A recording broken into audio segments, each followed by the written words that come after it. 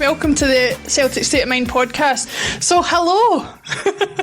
Hello. How are you, Tony? I'm very well, Laura, yourself?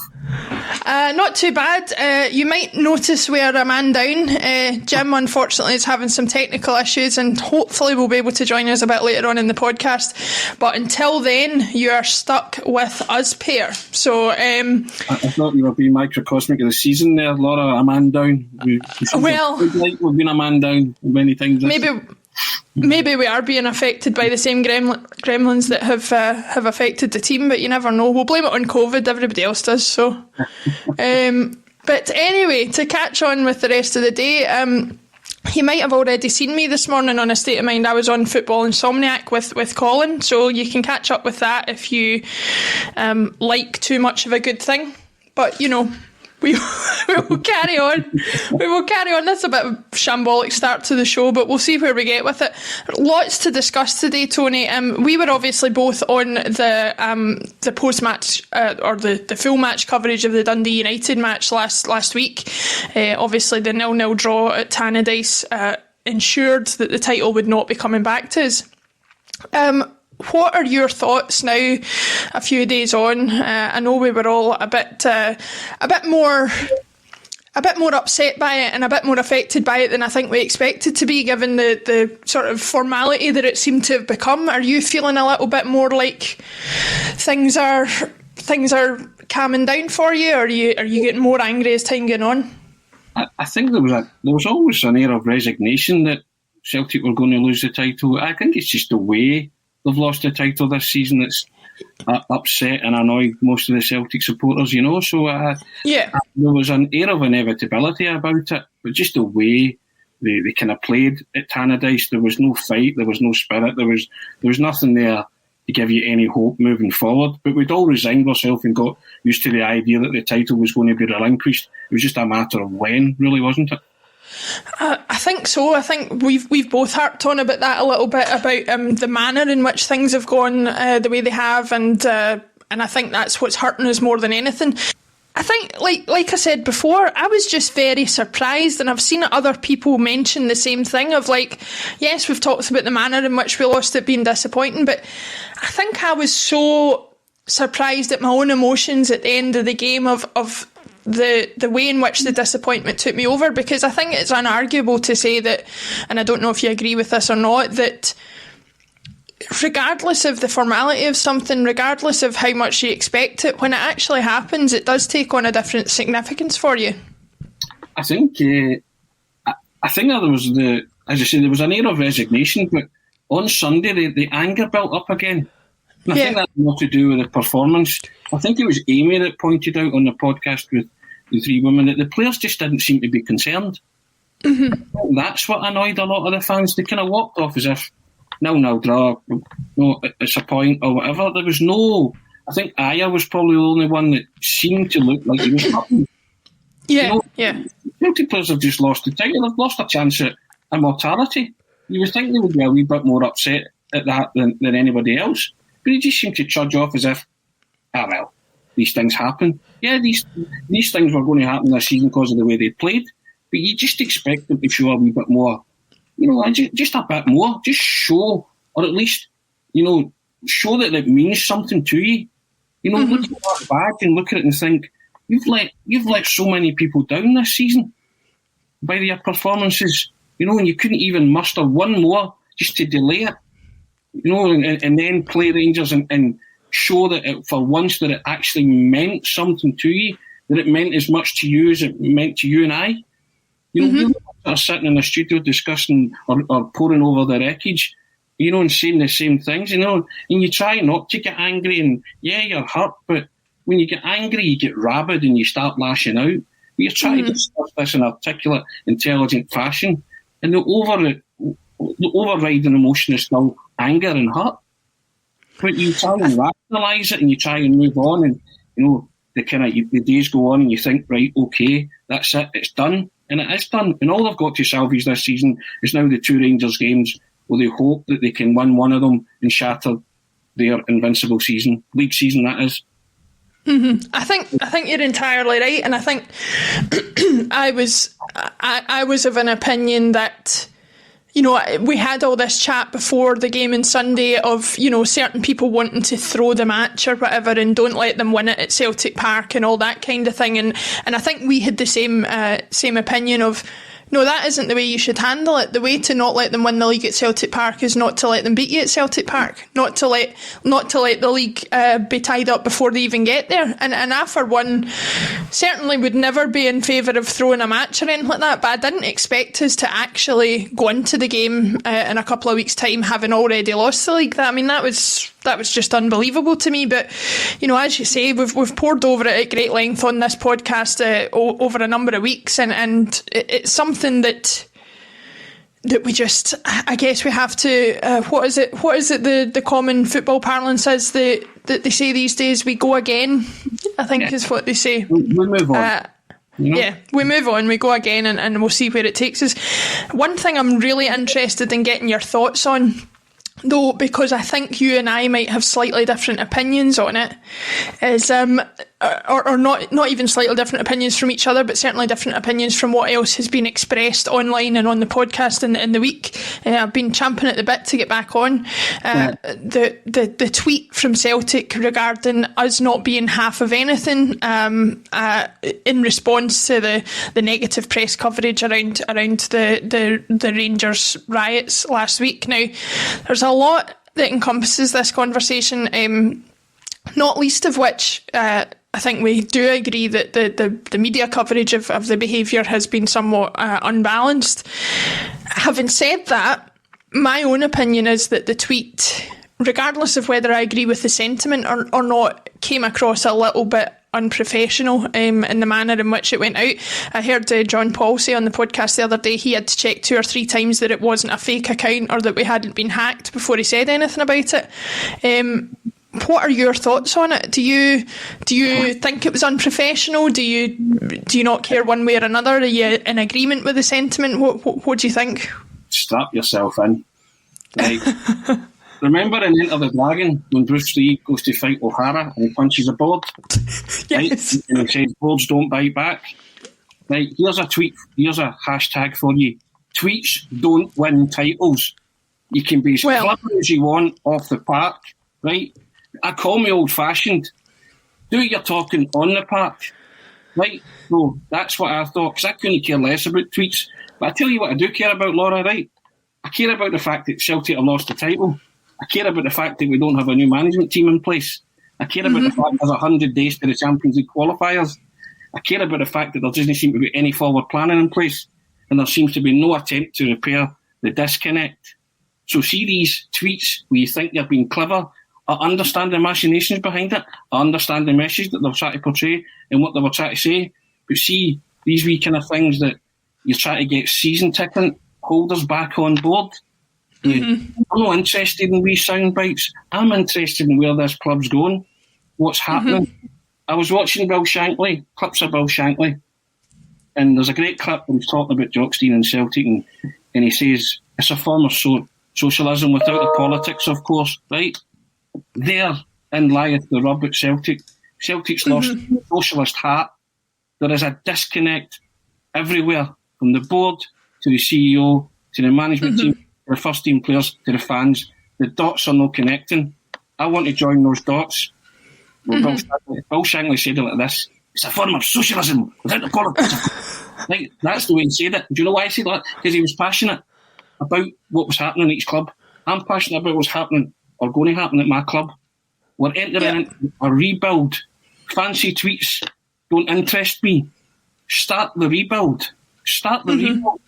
See, the time we introduced the new management team was on Sunday to give everybody a lift to say, ladies and gentlemen, the new management team of Celtic Football Club, give everybody hope for what's going on. You see the fact that they didn't do that? That strikes me as being that there's no forward planning. They don't know who it is, and they don't know what they're doing. And that panics me a wee bit. So all the tweets in the world are never going to bring back the 10, which meant so much to everybody this season. So I told you, tweets don't win titles. That's where I'm at with it. But I get tweets don't win titles, folks. That's a hashtag in and of itself. And for anybody wondering, yes, you can hire Anthony Haggerty for impressions. I'm sure he doesn't just do Bill Shankly, but we'll wait and see. It's an interesting comment there, from David Kelly on YouTube. And remember, guys, you can comment on YouTube, Twitter and Facebook where we are live. But David Kelly says, the tweet was decent if it's followed up with actual action. If it's not, a season book bait for gullible fans. I think that, we can agree or disagree whether the tweet was decent in and of itself, but a lot of the points he makes there are the same as yours. It kind of felt a bit like pandering to a certain section of the support that some of us weren't in total agreement with. And I get that we're wanting the club to show a bit more attitude and a bit more defensive of our position in comparison to Rangers, and not be pulled into any kind of debate about behaviour or anything like that where it isn't merited. But, I don't think that the tweet was the way to do that. And just to open it up to a wider conversation, I said to you before we came on air that I was on the show on Monday with Natasha and Amy, and the one comment that I got in response for an hour's worth of content that I was on was that I had accidentally slipped up and called the upcoming Glasgow Derby an Old Firm. Now, I was 24 years old when Rangers went under. I was very used to calling it the Old Firm, and occasionally my parlance will slip back into that, if you like, especially when you're live online in front of thousands of people and trying to find your words. I don't think they're the same club. I don't think that there's any question about that. But I do think that to pick people up for calling it the Old Firm or calling them anything except Rangers or anything like that, it feels a little bit like beside the point to me. The point is that regardless of the nature in which Rangers are here, they are here in some form, and we are still going to treat them as our rivals for as long as possible. Obviously, we don't know where the future's going to go as far as that's concerned, but what are your thoughts on this kind of tit for tat, yes you are, no you're not, you're dead, you're alive, use of phrases like the Old Firm? I told you, remember, I said a private message, and I said, this is where I am with the whole Rangers alive and dead thing. It's the whack-a-mole game, isn't it? At the carnival. It comes up, you hit it with a hammer, you're dead. It comes up again, I'm not dead. Now, you're never going to square the circle on that argument, right? Mm-hmm. You'll have Celtic supporters that will say they're dead and that's it, and they don't entertain anything else. Rangers supporters say they're the same club. You are going round in circles. You can have your thoughts on it. Whatever your thoughts are, that's it. It's not up for question. You know what I mean? So you will argue about this for time and perpetual motion. The Old Firm was the branding, I understand, and Celtic renewed the branding so that no one else could make money from it. Yeah. Probably Rangers. So that's fair enough. That's a sound business move, surely. And I get why they do it, but nobody needs to tell Celtic supporters what they are or who they are. They're well aware of that, or what they're not. And yeah, people are getting annoyed because they get lumped in with what happened on Saturday and Sunday. Now let's address that. What happened on Saturday and Sunday was Rangers supporters, nobody else. Yes, undoubtedly, totally agree. Fans, they weren't, right?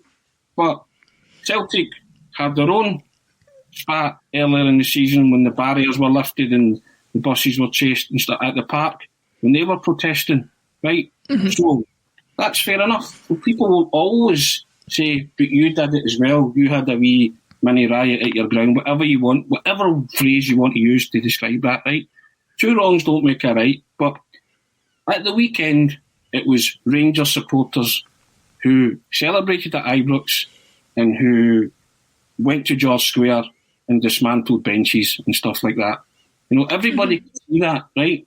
and then when Celtic were protesting against the board and the players and the management, it was them. Okay? Well, those two incidents are separate. Okay, so you can't just lump each other in with. But Celtic got rightfully caned for it. But there seems to be a different narrative about what happened with Rangers, that it was celebrated. It was still a global pandemic. You still weren't allowed to do it. So spare me this kind of, oh, well, it's different. It's not different. Celtic won a treble and a bus tour was stopped. And most of the fans ended up in Glasgow and they went to George Square, I believe. Is that right? Mm-hmm. And they didn't. That's my recollection of it, yeah. They didn't dismantle benches and didn't. It was high spirited and it was party time. So the fans can behave, but that was a major disappointment to the Celtic fans when their bus trip was denied. And they could have went on some kind of spree because they were denied the chance to see the tour and stuff like that, but it didn't. So football fans can go to Glasgow City Centre and places like George Square and behave. It's possible. So what happened on Saturday and Sunday was Rangers fans misbehaving. You can't deny that. What happened earlier in the season at Celtic Park was Celtic fans misbehaving. But this kind of lumping them in together, I think that it's that narrative that annoys the Celtic fans, which also was responsible for the tweet. But, I just think, you just don't need to get involved in that kind of thing. Rise above it. You know what you are, you know who you are, and you know how to behave. That's it.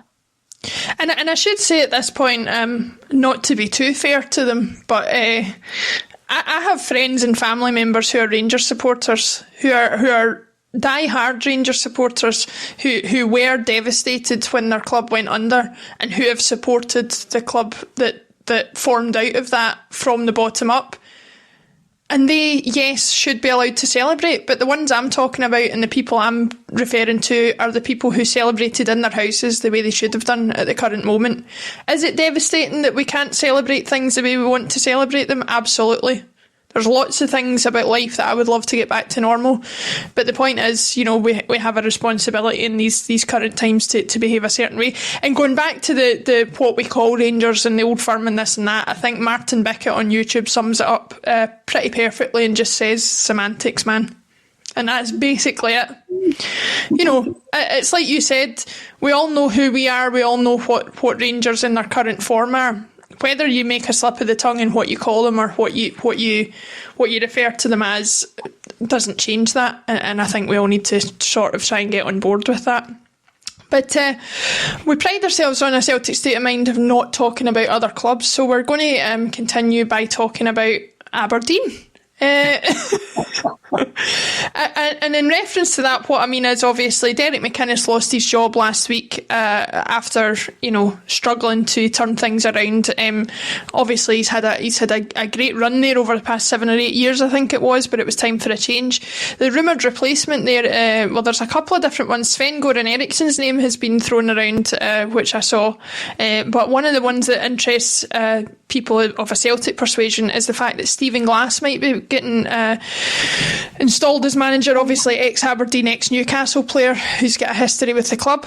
But the reason it interests Celtic supporters is that there's potential that he could potentially bring Scott Brown in as his assistant manager. I presume they know each other from Stephen Glass's time playing at Hibs. And they have an ongoing relationship which might provide Scott Brown with a route into coaching and management and that kind of thing. Tony, two things. First of all, how likely do you think this is to happen if Stephen Glass gets the job?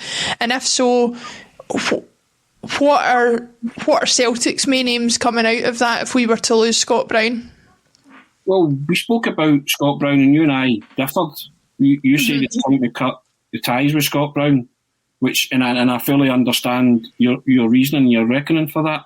So this might be that time, because if Scott Brown's not going to be offered some kind of role in the new rebuild at Celtic, whether that be in the academy, youth academy or whatever, to try and earn some coaching badges and coaching stripes, then so be it. Then it might be time to cut that string and just say to Scott, on you go. there's a chance at a club if Stephen Glass gets the Aberdeen job. It's a possibility. He might interview for it, he might interview well, and he might decide, yeah. And if that's what happens, then I think he does. It's been reported that he wants Scott Brown, so it might be time. It might be the time to turn around and do what you say, shake hands with Scott Brown and say, go and see if you can cut it as a coach elsewhere. And then if you can, maybe say to him in the future, come back if he shows any kind of aptitude for it. Because if the rebuild can't guarantee him a job, then he is a big figure to lose in the dressing room, but he's not going to play next season, is he? No. You would conjecture under new management, Father Time has kind of called time on his career. His influence in a playing sense is waning. Everybody can see it. So he would have to take a step back, and I don't know if Scott Brown would be prepared to do that. And I don't know if Celtic are going to hand him a job in the academy. If not, then maybe it is time. But a brilliant servant, absolutely brilliant servant. And you would lose something if Scott Brown left, but maybe it's time to, maybe that's part of the rebuild. It's post Scott Brown and others that want to leave. I think one of the things looking at Celtic for this season going forward is, again, I hate to bring Rangers up into this, but I was watching an interview prior to the Slavia Prague match with Steven Gerrard, and he mentioned that regardless of the title having been tied up, that they still have aims and objectives for the rest of the season, which I think, regardless of who the club is or what their targets are, I think it's healthy to have ongoing targets, even if you achieve some of those targets earlier on in the season than you may be expected to. With that in mind, Tony, what do you think the aims are for Celtic going forward? Do we have any aims, or is it a case of stumbling our way to the end of the season and then sorting things out at that point? I think we've got to look to win the Scottish Cup. We've got to look to beat Rangers and shatter that, as I said, that invincible league season that they're now talking about, which is within their grasp. So I think that's the two aims. People say, I look to at least win one of the two Rangers games. No, win two of them. Give the punters hope and optimism for moving forward. Don't just win the first one, win the second one as well. Why can't they do that? There's a major trophy up for grabs. So grabs, try that again, grabs even. So they have to go and try and win that, and then hopefully by then there's some the goodwill or a good feeling comes back to the club, and then they can maybe start announcing stuff about the rebuild.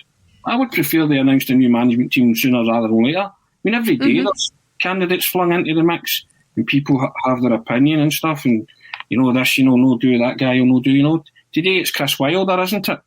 He's been thrown in, Chris Wilder. So that's another new name. Then Frank Lampard keeps getting flung in, and then somebody said last night, some blogger put up that Davy Moyes is also now in the frame allegedly. So I mean, it's pin any name, it's pin the tail on the donkey. Now pick a name and then discuss it to death until they turn around and say this is a new Celtic management team. Then you can speculate all you want.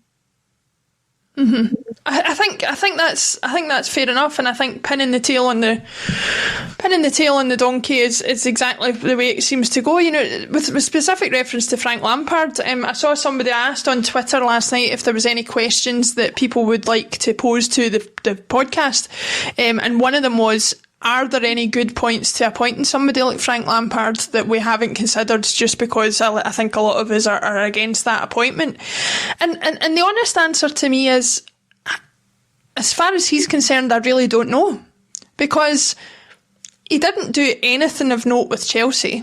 You can't say that he earned that job on anything other than sentiment, and that has got us nowhere in the past. We've just got rid of a manager who probably got the job on sentiment and certainly kept it for longer than he should have for the exact same reason. So I don't know where we go with that. Whether there's a particular name that will bring us the sort of outcomes that we want, but I'm certainly in agreement with you that regardless of who it is that we appoint, it needs to be sooner rather than later, because there's just a lot of dead air between now and the end of the season if you don't do that. Yeah, and also, I mean, I think. Sorry, on you go. Sorry, on you go. Do you also want a management team that are going to wrestle the title of Rangers next season? Not in 2 or 3 years' time.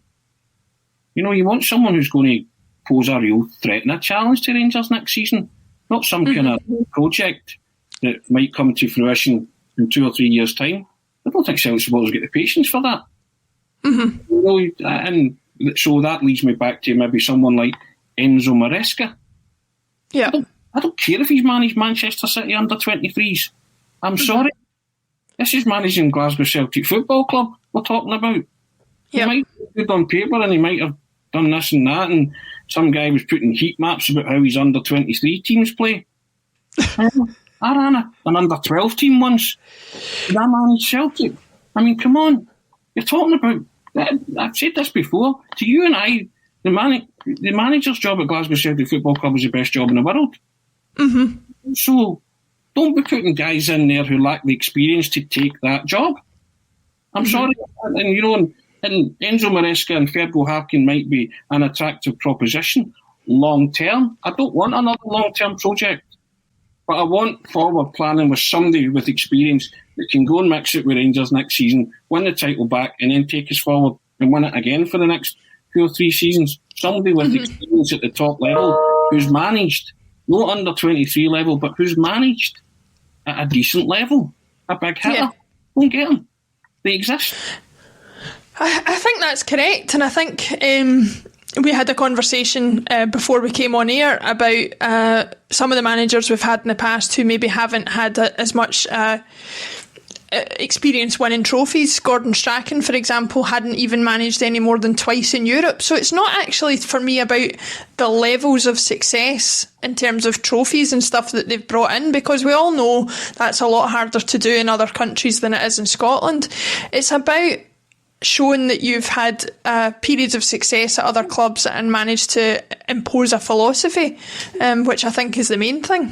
And you've managed at a level. At a professional level. You know, nobody cares a jot about under 23 football. Somebody could tell me Enzo Maresca won 100 games in a row at under 23 level. It matters not a jot. You know, so people were turning their nose up at the likes of Eddie Howe. Eddie Howe managed in the English Premier League. He kept Bournemouth in the English Premier League. Bournemouth. I mean, not even keep them in. He made them a mainstay for a number of years. 5 years, seaside town. We think of Bournemouth, right?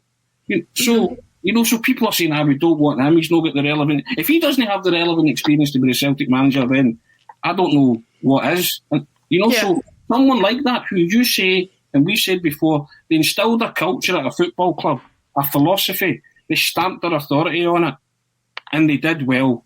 And it's not about winning trophies. Success isn't about winning trophies. That's success, keeping a club like Bournemouth in the English Premier League for 5 years. Now that to me, is a rip-roaring success. Because they should be doing that. Rip-roaring and never boring, as you would say. Yeah, something like that. But, so success doesn't mean pile up the trophies. I'm talking about being successful at the top level. And English Premier League football is widely regarded as the top level. So that's what we're talking about here. Yeah. 100%. And speaking of managing at a level, Philip DeMarco, who's commented on YouTube, I just want to pick him up on this. Laura managed an end-to-end draw on Championship Manager Twitch stream with Russell Boyce the other night and cost Napoli second place. I didn't cost Napoli anything. I managed one game the entire season. If you've got an issue with where they finished in the league, please take it up with Mr. Boyce and not me.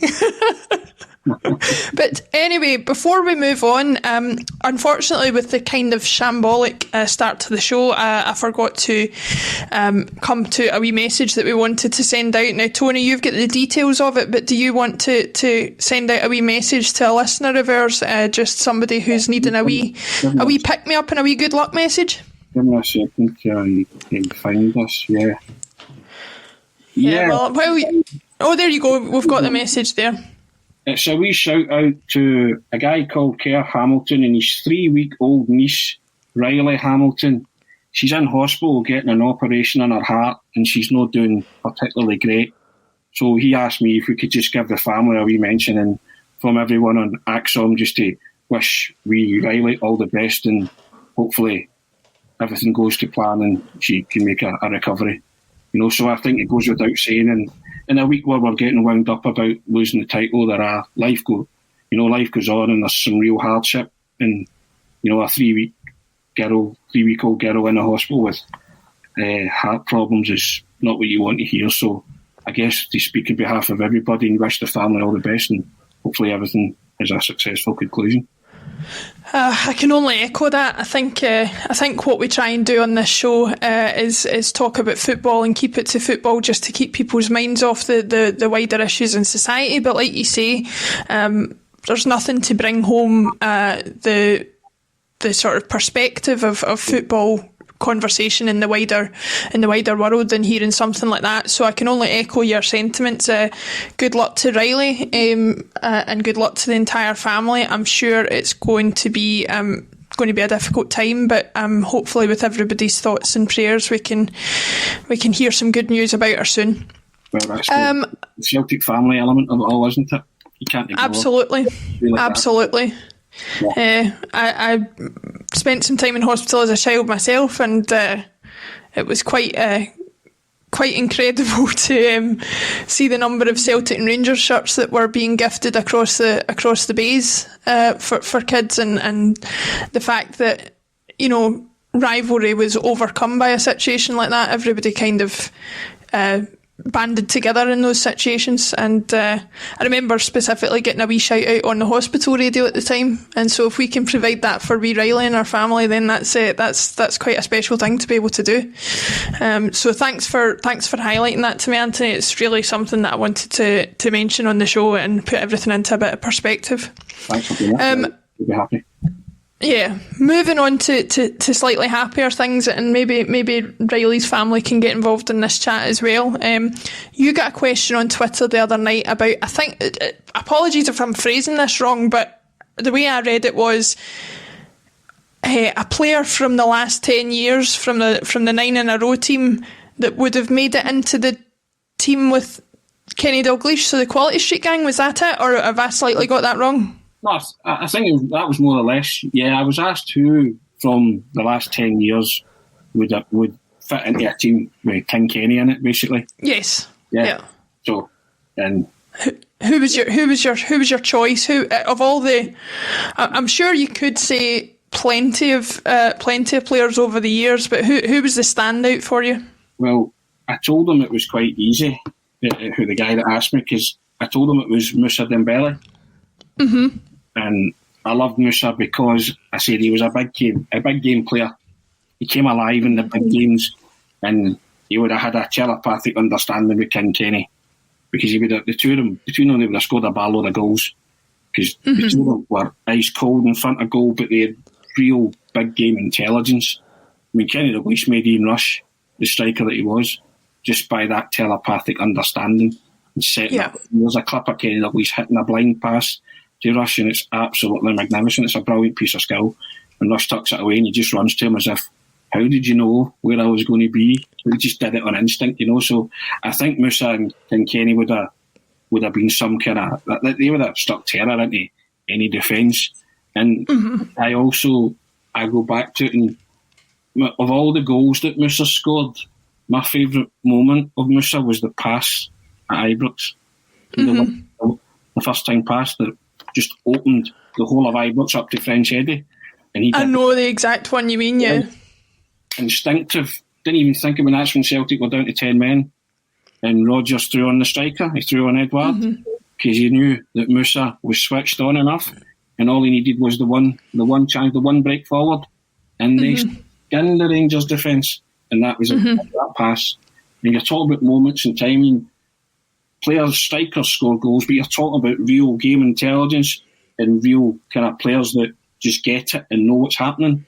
See the game, see the game in pictures. Dalglish was like that. Moussa, to an extent, was like that, and he showed it that day. And I watch that pass every now and again, and it's not even the goal that kind of makes me happy. It's the pass. I just like, wow, just to have that coolness and sharpness of the brain and the head to play it, knowing that his French pal would do the rest. Yes. Wow, and the execution's brilliant. And that's again, you can't teach that, but that's instinctive. That's when you know when you've got a player in your hands. And I thought to myself, just got to enjoy this guy where we can, because you just knew he was going to go on to bigger and better things. Well, I think that's a thought that I would echo in terms of it. I said on the show on Monday, I quite pride myself as a Celtic supporter of knowing the difference between a player who is good for us and a player who is world class. And I think we can all name players who maybe would have been more than capable of doing a job for us and being a hero at our club, and then seeing the ones that come along once in a while where you think we're going to have to hold on to them for as long as we can, which isn't going to be long. You know, your Van Dijks, your Tierneys, your Dembele's, that kind of class of player is you know. I think Celtic fans are discerning enough to know there's a difference between a player who can hack it in the Scottish League and one who's probably too good for it. We often hear the phrase Rolls Royce footballer thrown around, particularly in reference to Van Dijk, and that certainly applies. Lots of suggestions coming in for players. Forster's a big one. John Aaron and Robert Ingram, both on YouTube, have said the same. There's VVD from Danny Boy on YouTube. So there's loads. I think Stephen McGonagall's having his on. He said in Cham, which I don't really agree with, but you know, I think from my point of view, I was trying to think about this question last night, and obviously, I didn't see King Kenny playing any guys for Celtic, so it would be hard for me to really offer an opinion on this. But one player that I think any striker would be happy to have behind them is David Turnbull. Now I know he's not played a long period of time for us. I think there's still a long way for him to go before he really cements his place in the hearts of Celtic fans, but certainly nothing that he's done this season would suggest to me that we've got anything other than a quality player in our hands. Would you agree? I watched David Turnbull play for Motherwell a lot when I was reporting games, and I think he scored something like 13 or 15 goals in a kind of bang average Motherwell team, and you knew then, you just knew then, and he's a cracking fella as well. I mean, I know he's not a man of many words, but when you actually get up close and personal, he speaks a wee bit more. I just don't think he likes talking to the media in that kind of sense, but no, he's got a cracking temperament as well. You know, and the fact that the deal fell through originally, and to bring himself back to that level and get that move and then show everybody, listen, I can play, I think it's testament to, it takes a character, you know, it takes some amount of resilience and character to do that, to have your dreams shattered and then 12 months on, relive it and then show that this is the reason why they signed you. And I remember seeing him thinking, early doors, this boy could go places. And again, another one that I'm going to enjoy while he's here. But I hope he'll for a wee while because he is still young. But he is a baller. I totally agree with your thoughts on him. I really do think that he's a midfielder that you can build a team around. He just has it. Whatever that it factor is, he has it. And I look forward to seeing him, you know, progressing himself and his career. But hopefully he'll stay with Celtic for a few more years yet. Yeah, and one other thing I'm particularly excited about, I've never been a huge follower of the national team over the years. I do like to keep on top of what's happening with them, but the idea that we might be going into a Euros with a midfield of McGregor, McGinn and Turnbull is unbelievable to me. I think there's class and quality there at the highest level that we probably haven't seen for 20, if not 30 years. And I think it would be, you know, you're in a situation where if they could do something on the international stage, you would have to think they would have to be in the same conversations of the Scotland teams of old that made more regular appearances at the tournaments. But we will wait and see what happens with that, whether it even goes ahead or not. You mentioned a name there, that should be the Celtic midfield just now. Well... disappointing to say the least. Well, all being well, you know what I mean, McGinn, he should be, well, even if he came to Celtic, he might well have left because he's that good, and he's shown how he is, but you know, that's one that hurts because Celtic should have signed him, no doubt about it. But going to the Euros with that, you've got a great chance of, maybe at least getting to the knockout phase for the first time in a major tournament. Absolutely. Thanks very much, everybody, for your comments on YouTube, Facebook and Twitter. Lots of them coming in. A lot of people still speculating about potential management names for us going forward. There's a lot of names coming out. Andrew Villas-Boas, Mark Hughes, the same names that have been doing the rounds for a while, and I think it's just a case of, I think everybody's put their points across in a variety of ways, and I think at this point, I think everybody just wants an appointment of some description, like you've said already, Tony. But one other thing I wanted to talk about, to sort of, before we look ahead to the Glasgow Derby in a couple of weeks' time, is for anybody who's not seen it, I'm actually wearing, and JP was hanging this up on his shelf the other day, as he does, but this is the Bumblebee strip. A strip that, although looks wise probably isn't the prettiest thing in the world, certainly holds fond memories for anybody who saw the team play in it. Tony, I'm springing this one on you with a bit of a lack of planning, but do you have any particularly good memories from wearing the Bumblebee strip, or any games that come to mind that make you think of it specifically, or even specific players? The first one's the sideburns and golden boots. Whenever Yes. I see that strip, I just think of sideburns and golden boots, and that goes to Dodgy. And the fans singing, he's got sideburns and gold and boots. and just that encapsulates the Bumblebee strip to me, that maverick element of the Three Amigos, and what they brought to the team, and that swashbuckling Tommy Burns team at the time that went through a season, lost one game, lost the league to Rangers by 4 points with a Gascoigne and Loud inspired Rangers team. But the football they played was from another dimension at times, and those guys were just, you loved it. I think a lot of Celtic supporters still look back on it fondly, and obviously because they wanted Tommy to do so well, and they came that close, but that team was just renowned for, Cadet was, we know your thoughts on Cadet. I love Cadet as well. I just love guys that do exactly what they say in the tin. Cadet was a predator, right? A striker who was brought in to score goals, and for the moment he scored in his debut against Aberdeen in the pissing rain at Celtic Park, the fans just loved him, right? He could do it long.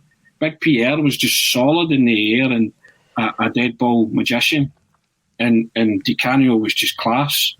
He just did things, and we only had him for a short period of time, but boy, we enjoyed them, and that the flick over the goalkeeper and just the tap in with the goal. I mean, who is that egotistical to wear golden boots? You know what I mean? It summed him up, right? It just summed him up totally.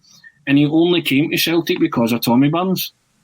So we enjoyed them while we had them. So that kind of Bumblebee strip encapsulates that era for me. Despite the fact that they never won anything, they still played some of the best football in recent memory at Celtic Park. A lot of the supporters would back that up. They just happened to run into a Rangers team who had class players themselves in Gascoigne and Magdalene.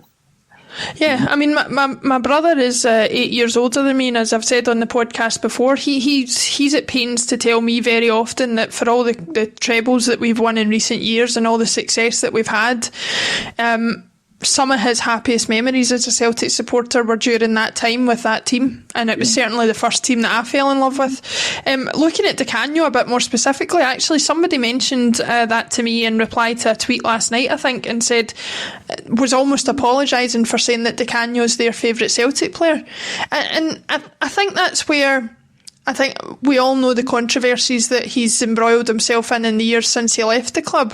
But I think if you actually asked any Celtic fan outright whether, Di Canio was a player that was loved at Celtic, he certainly was while he was here. He was so entertaining, and like you say, it takes a lot of guts to wear golden boots. But if you've got the gumption and the skill to back it up, then why not? I know. Sorry, on you go. I think the Celtic supporters were just upset that they never saw him for longer, or saw the Three Amigos for longer. Because of, little problems with contracts and money, basically, So, but they had the makings of a superb team. And Tommy moulded them into a great unit. It is a big what if, but that team could have won the title, no bother. If they'd stayed together, they would have swept the boards because they were that entertaining. they were just up against a phenomenal Rangers side at the time as well, who had two, arguably, class players. You could maybe say they were world class in Laudrup and Gascoigne. That's purely up for question. But they were just a cut above everything else, and Celtic were building to eventually shatter in the 10. But that was in their rebuild. But it just kind of came too late to stop that Rangers team from achieving the 9. But if that team had been allowed to continue for 2 or 3 seasons, they'd have stopped at no bother. They were that good. But and I think as well with the attitude thing is, there's a lot of people speak about the attitude of Tom and Van Hooijdonk and well, not so much Tom, but Van Hooijdonk and Di Canio as being a negative thing. I would certainly give a lot to have even an element of that in the current team. To have a player like Di Canio whose main aim is to go out and embarrass the opposition, to show that he is undoubtedly a better footballer than them, and he will show you exactly why. We don't have a player in the current squad that does that. Edouard could do that, but I don't think cares enough to make that known. And I think that's an attitude that I would like to see in more Celtic players. I don't subscribe to this. I saw Neymar. Now I'm loath to defend Neymar. I'm not a fan of him whatsoever, but I saw him get booked at one point for showboating in the French league, and I thought to myself, what is football if not to show your skills to the best of your ability? And that's definitely something I think is missing in the current Celtic team. I remember saying to a Rangers fan once about John Collins. Remember, he bent one free kick into the bottom corner and bent the other one into the top corner, right? They had the Predator boots on and all that, right? And I remember saying to him when he lost the rag with me, I said, once was Jammy, twice was showboating, and he lost the rag. He's just like, he just went mental, and she said, he was lucky. I said, how can you be lucky? Once, maybe, but not even lucky. He picked the bottom corner and the top corner out, no bother. And as you say, guys that knew exactly what they were doing when they stepped onto that park. Collins was like that. Collins was a player, but those 3 in particular, you see, there was an element of showboating about them as well, because they knew they were good and they wanted to show you how good they were, and part of it was rubbing your nose in it, and that's fine because they could back it up. They can't be the most stubborn of them all when things weren't going his way, with strop and go off his head. And it took Tommy Burns to say to him, look, get your head back and focused. But we could do with that. It's not arrogance per se, but it's an arrogance knowing that you're better than the opposition, and you're good, and you're going to prove that. Brendan Rodgers' teams had that a wee bit of arrogance that they were better, and they knew they were better, and they were going to prove it by the end of the game. And it's no cockiness or anything like that. It's just knowing, it's confident in your own ability. And Celtic have lost that since Rodgers left. They've lost that confidence in their own ability to go out and get results against anybody right now. Yeah. I think there's a relatively famous saying, and I might be slightly butchering it here, but I'll give it a go. But I think the difference between confidence and arrogance is ability.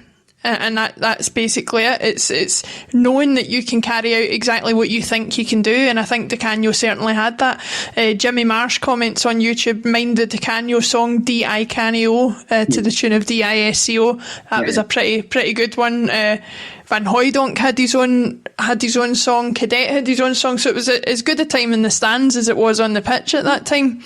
Because actually, obviously this season has made a slight difference, but you don't see that as much nowadays. I think Edouard is the last one to have a really famous sort of well-known song for himself. Whether Turnbull would have had that this season, I don't know, but we just need to wait and see. I had one for Musa when he was here, but they never ever took me up on it. I think you've tried to push that one a few times, but after your Destiny's Child escapades last week, I don't know if we're going to go there. Oh no, it's brilliant. Somebody said I want to hear the trumpets in a private message last week. Trumpets. Brilliant. We'll see what happens, hopefully, from next season when we're all back in the stadiums and what songs materialise.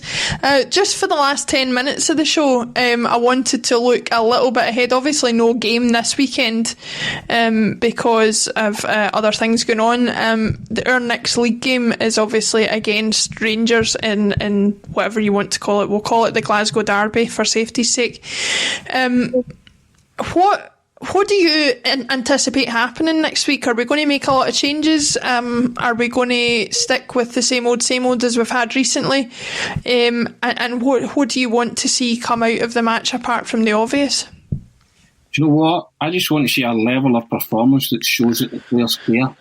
I want them to put everything into it for it and shatter that unbeaten record that they've got in the league this season, and don't leave the park until you have. Mm-hmm. 2 chances at this. First one at home, although there's no front row fans, so there's no real advantage, but go and show a pride in that badge that you're wearing.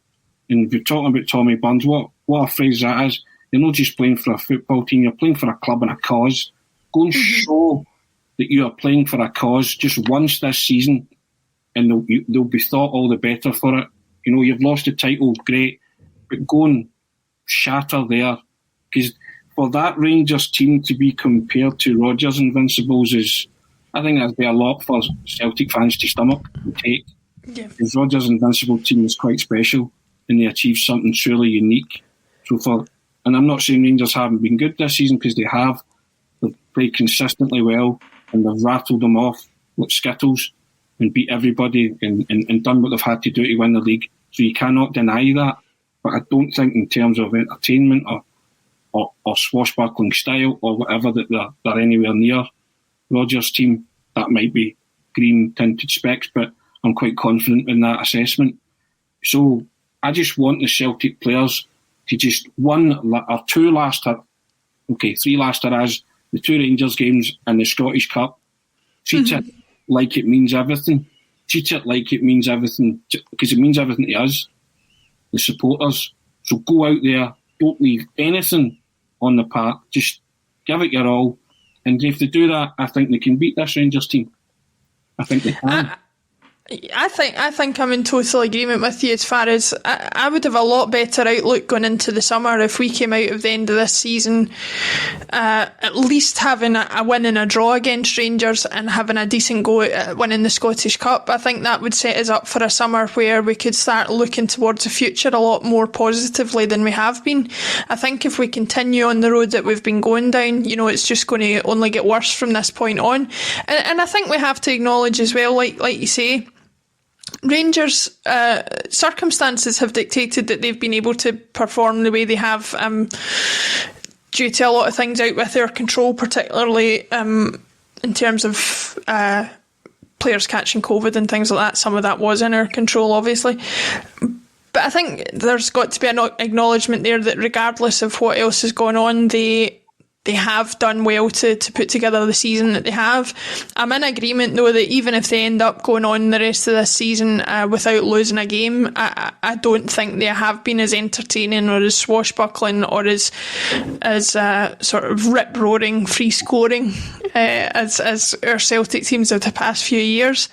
One thing that does excite me about next season is if we get this planning right, if we get things in place to start next season on the front foot, it's going to be an exciting year next year. I'm sure of it.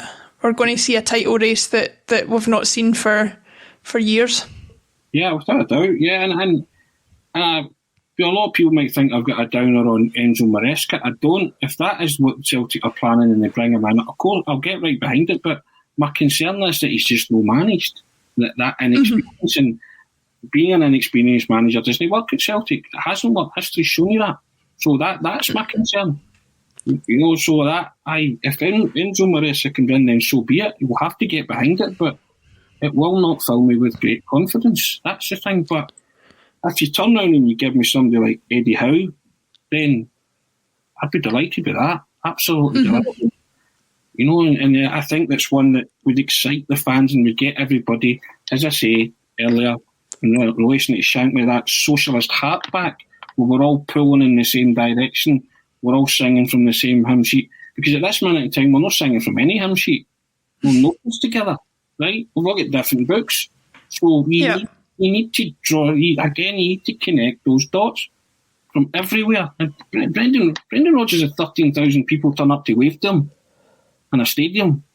The day he was unveiled, 13,000 people turned up to wave. People just, season tickets went through the roof because it was the appointment that everybody wanted. They never thought they would get.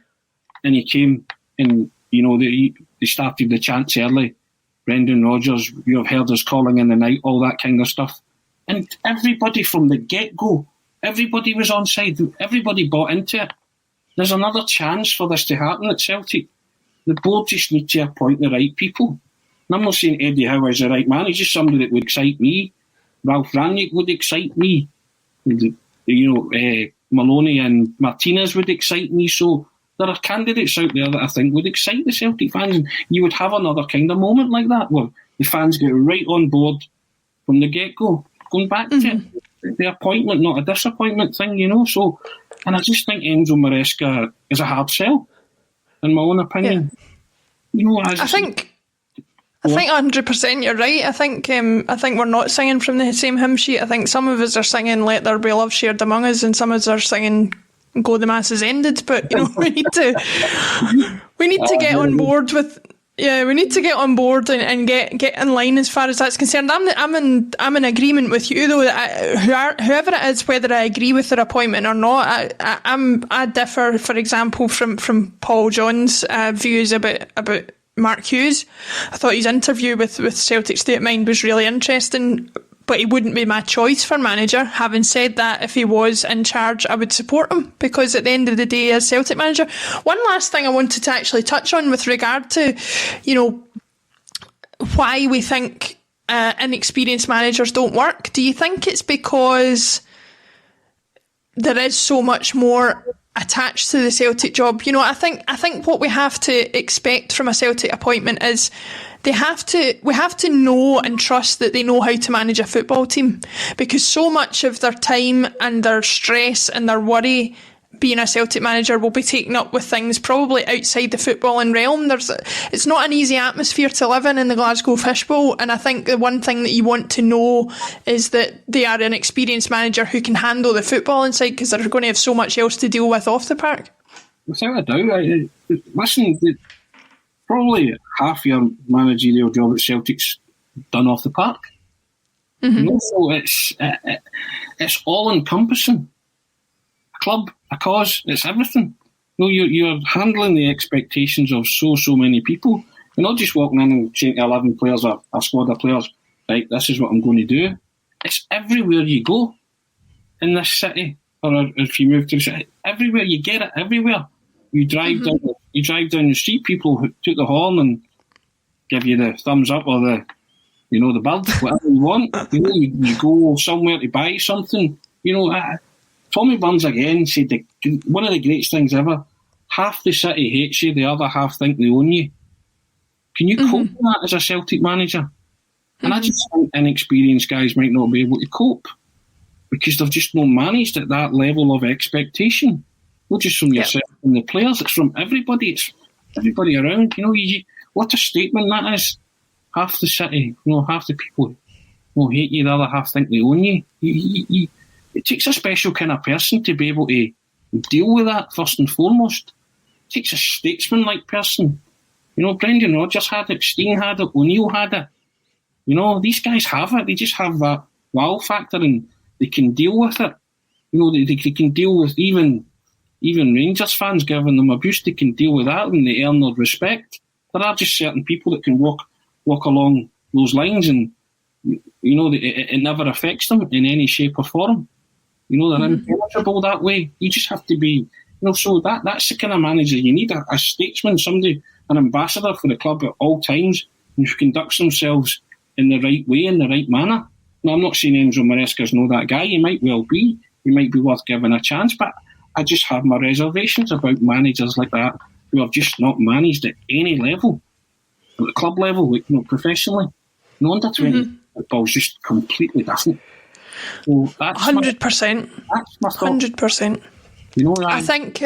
I I think that is probably going to be a good note on which to end it. We will see what happens with the Celtic management job going forward. Like we say, regardless of who comes in, we will support them no matter what, and we will continue to support the team going forward no matter what challenges faces. Thanks everybody for getting involved in the chat. There's been lots going on down there and we've really enjoyed having you involved. Jim will hopefully be back with us next week, pending some improvements in the technical issues that we were having, but hopefully we'll see him back next week. Thanks very much to everybody. We will see you back on Monday for another bulletin, and remember, #tweets don't win titles. Goodbye.